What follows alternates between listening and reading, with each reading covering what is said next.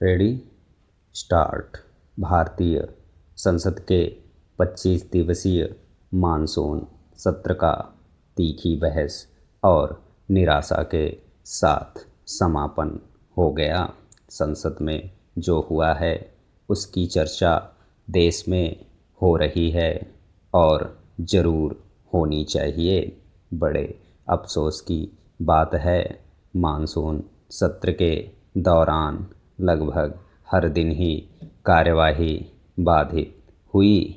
लोकसभा में तो एक भी दिन प्रश्नकाल पूरा नहीं हो पाया।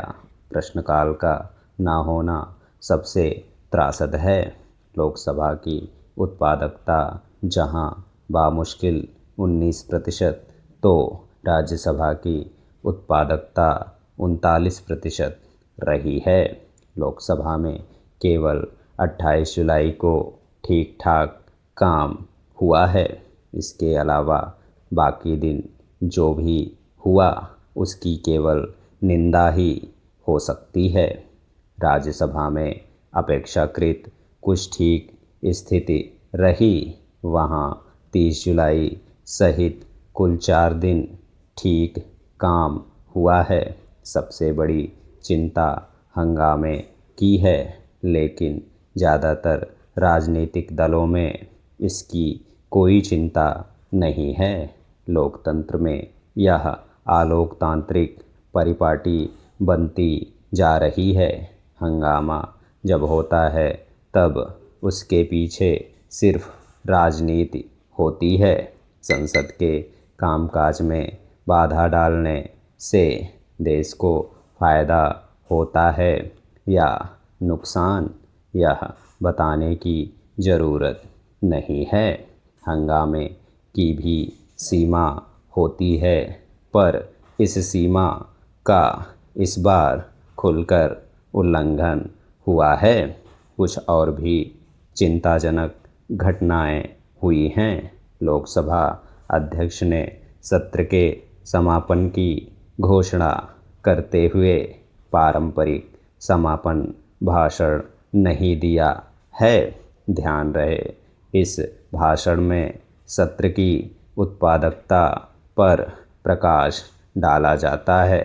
इसके अलावा कांग्रेस, समाजवादी पार्टी और तृणमूल कांग्रेस ने लोकसभा अध्यक्ष के साथ होने वाली चाय पार्टी का भी बहिष्कार किया है।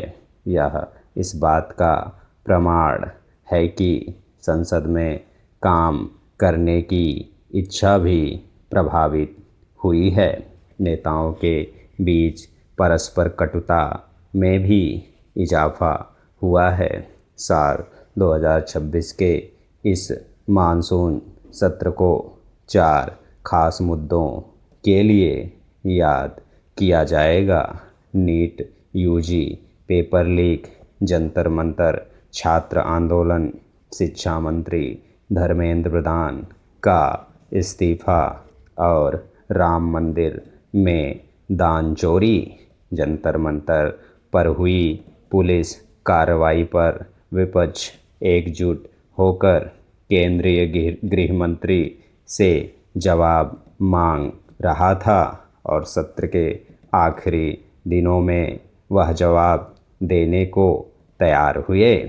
तब विपक्ष ने उनका भाषण सुनने से इनकार कर दिया। यह कहना ही चाहिए कि पूरे छात्र आंदोलन और पुलिस की कार्रवाई पर सदन में गृह मंत्री का बयान जरूरी था। इस जवाब से कई भ्रांतियां दूर होती।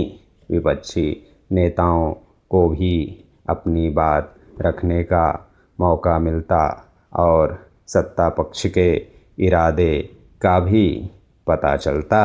खैर, यह मानसून सत्र कई सवाल छोड़ गया है, जिनके जवाब के लिए इंतज़ार करना पड़ेगा। वैसे मानसून सत्र में जल्दबाजी में ही सही कुछ काम हुए हैं जिन पर गौर करना चाहिए। विदेशी अंशदान संशोधन विधेयक अर्थात FCRA की बहुत चर्चा रही, जिसे अंततः सरकार ने भारी विरोध के बीच संयुक्त संसदीय समिति के पास भेज दिया।